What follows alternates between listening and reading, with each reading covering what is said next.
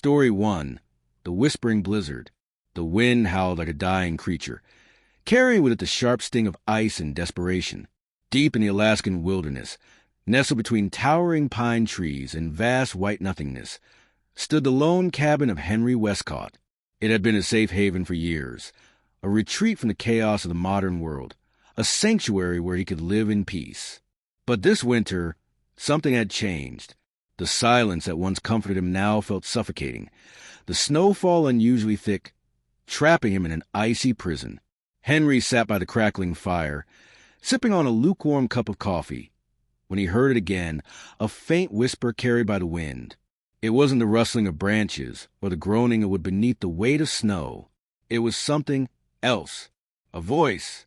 At first, he ignored it, blaming his isolation for playing tricks on his mind. But as the blizzard outside raged on, the whispers grew clearer, forming words. Henry, open the door. His breath hitched. He hadn't seen another soul in weeks. Who would be outside in a storm like this? He hesitated, clutching the edge of his chair, heart pounding against his ribs. Then came the knock. 3 soft raps against the wooden door, barely audible over the howling wind. Henry's fingers twitched toward the rifle leaning against the wall.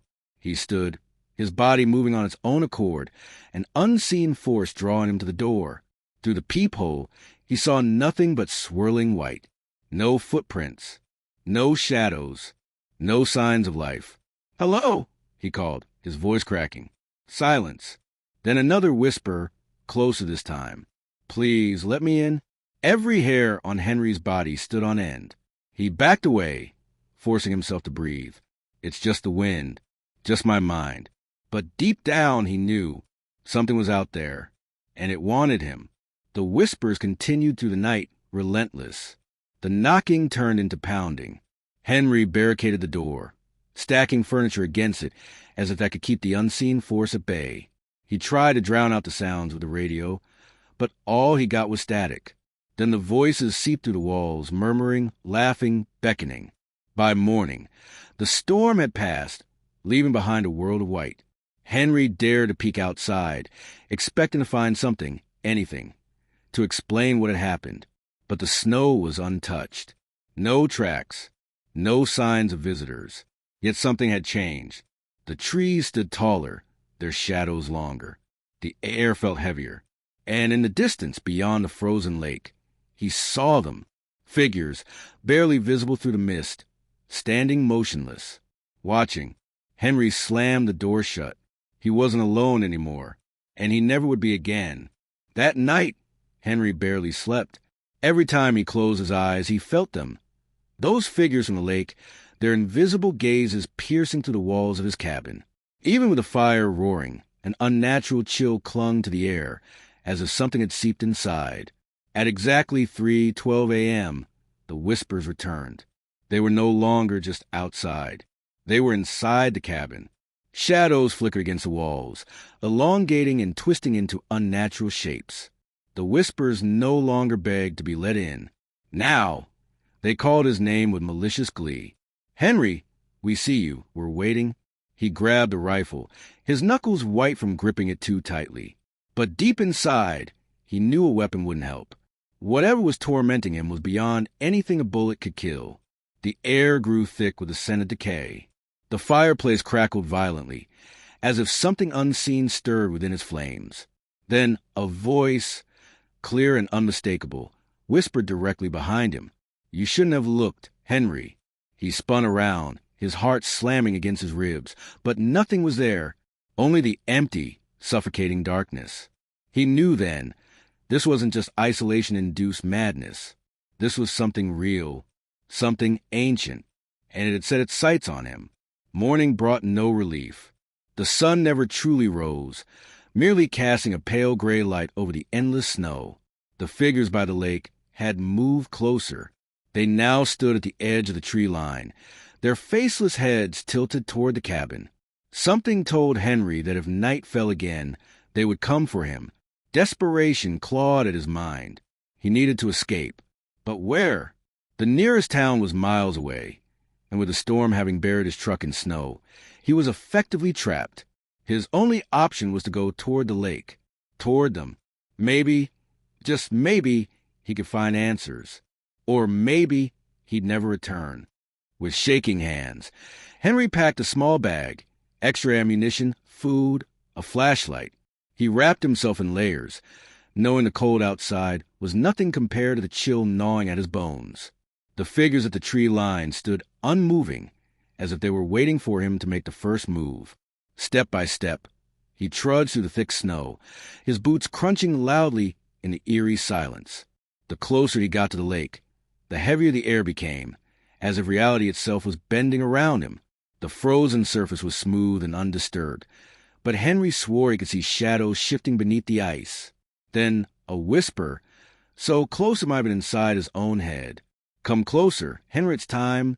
He resisted the urge to run, to turn back and lock himself away. No, he needed to know. He needed to understand.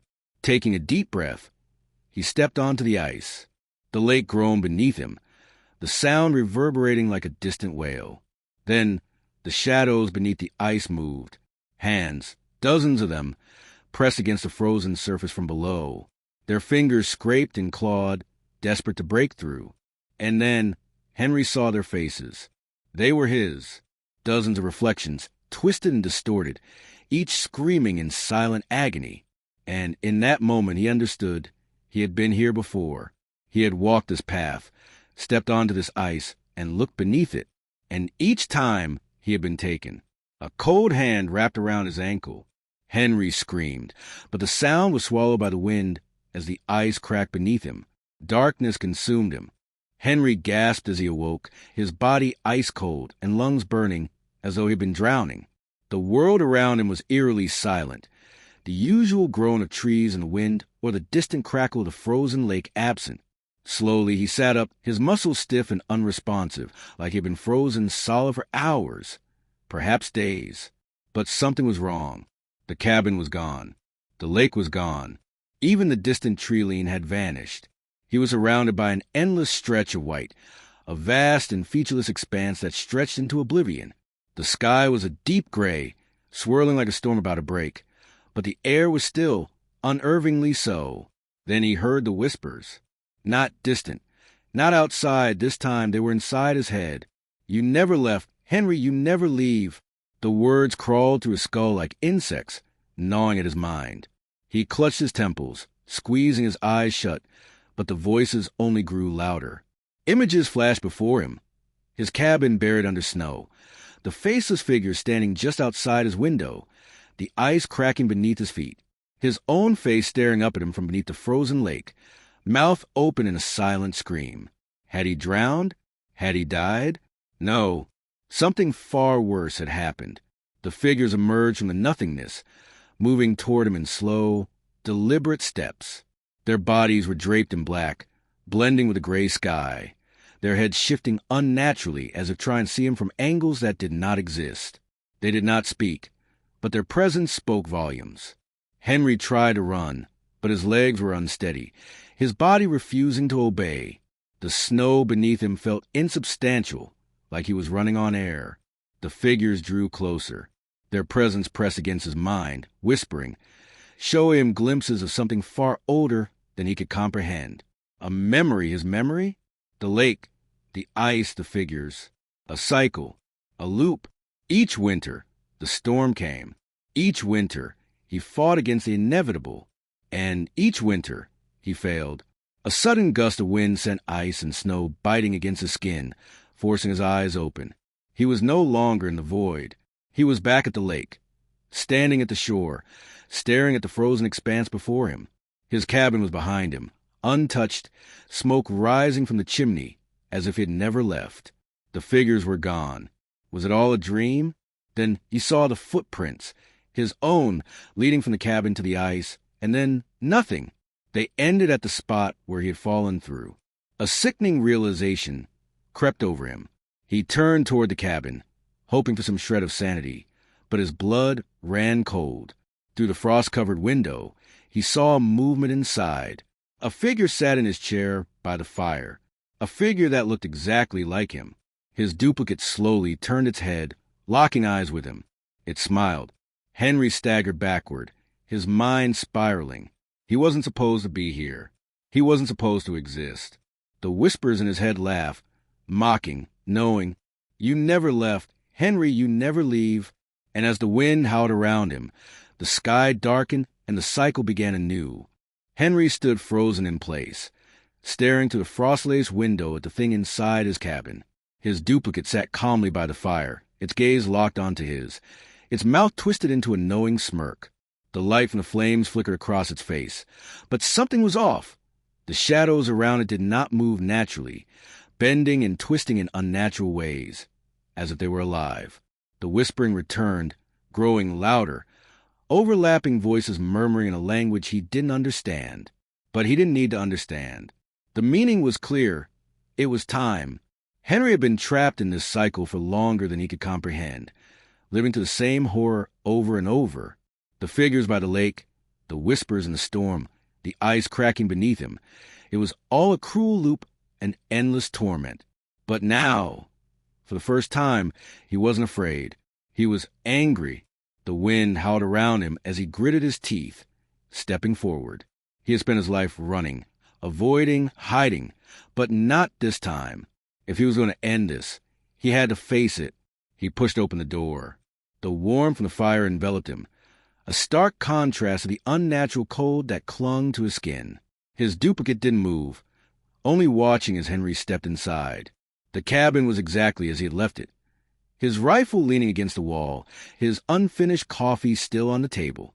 And yet, something felt wrong. The walls pulsed, almost as if they were breathing, and the air carried the scent of decay. Henry took a deep breath. "Who are you?" he demanded. His duplicate's smile widened. "You already know." The voice wasn't quite right. It was his own, but distorted, layered, as if many voices spoke at once. Henry clenched his fists. "Why am I trapped here?" The figure leaned forward, resting its elbows on its knees. "Because you refuse to accept the truth." A sharp pain shot through Henry's skull, flashes of memory bombarding him. Falling through the ice, the freezing water swallowing him whole, the blackness closing in. He gasped, stumbling back. No, it wasn't true. He was still alive. He had to be. The whispers intensified. The fire in the hearth flickered violently before extinguishing, plunging the cabin into darkness. The only light came from the swirling storm outside, illuminating the duplicate's grin. "You never left, Henry," it whispered. "You never leave." The truth hit him like a freight train. He had drowned. Long ago. The storm, the cabin, the figures. They were all part of this endless nightmare, a prison of his own making, a cycle designed to keep him from moving on. He had been fighting against the inevitable, refusing to see what had always been right in front of him. His chest tightened. The wind outside howled louder, the voices reaching a deafening crescendo. The walls of the cabin trembled. The figures by the lake were closing in. Henry's duplicate stood, stepping toward him. It's time to stop running. Henry clenched his jaw. He had a choice. Continue the cycle, reliving this torment forever, or let go. He took a shaky breath and stepped forward. "I'm not afraid anymore." The duplicate tilted its head. "Then prove it." Henry closed his eyes. He let the fear melt away. The wind howled one final time, and then silence. When he opened his eyes, he was no longer in the cabin. No more snow. No more figures. No more whispers. Only warmth. A soft golden light surrounded him, stretching endlessly in all directions. For the first time in what felt like an eternity, he felt at peace. The cycle was broken. Henry was free. End of story 1. The Whispering Blizzard.